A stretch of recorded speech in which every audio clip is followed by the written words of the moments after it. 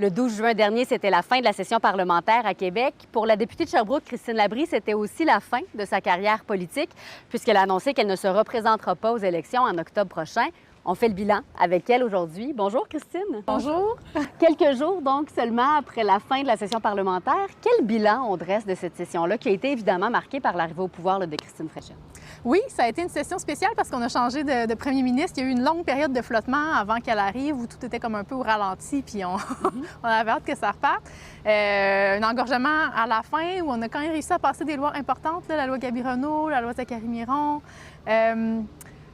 On aurait voulu gagner une bataille de plus, c'est de prolonger le moratoire sur les évictions parce qu'il prend fin en juin prochain, de sorte que les avis d'éviction vont pouvoir être envoyés en décembre.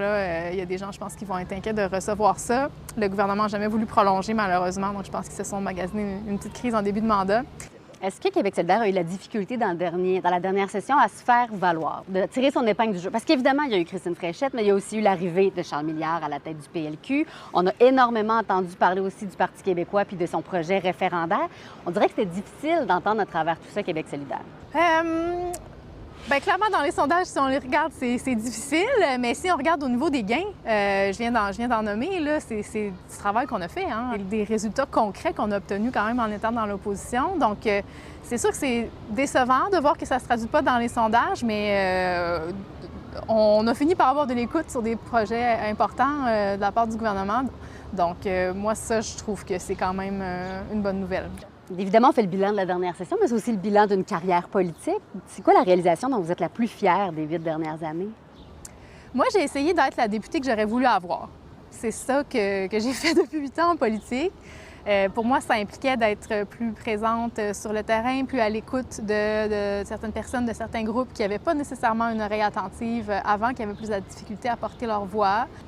Le bilan que je fais, c'est sûr que j'ai beaucoup de déceptions accumulées sur des batailles que j'ai pas gagnées, mais je pense quand même m'être démarquée parmi tous les députés d'opposition dans ceux qui ont réussi le plus souvent à obtenir des gains. J'ai milité pour des choses qui se sont concrétisées, des projets de loi qui ont été adoptés. Je pense à l'abolition du délai de prescription pour le poursuite au civil, sur les violences sexuelles. Je pense à l'élargissement de la loi Françoise David. Plus récemment, là, la loi Gabironneau qu'on vient de faire. Tout ce qu'on a fait sur les violences sexuelles, la violence conjugale, ça, c'est des gains importants auxquels j'ai participé. Donc, je suis très fière de ce travail-là. Et c'est pas tout à fait fini quand même, parce qu'il reste quelques mois avant qu'on tombe en élection cet automne, qu'il y a un nouveau député. Qu'est-ce qui vous attend là, pour l'été? Bien là, on organise dans les prochains jours 3 événements pour un peu dire au revoir là, aux citoyens. On va les retrouver dans les parcs des quartiers. Puis on les invite à nous apporter aussi une petite carte postale qu'on leur a envoyée par la poste, qu'on leur suggère de remplir. Puis moi, je vais les transmettre aux prochains députés.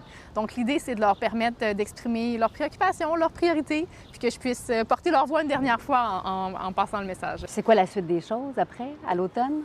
Une période de repos d'abord. Je vais prendre quelques mois pour atterrir de cette expérience-là qui était quand même très intense. Puis je ne sais pas encore quelle sera la suite. Bien, merci beaucoup, Christine Labrie. On vous souhaite un bel été. Bien, merci.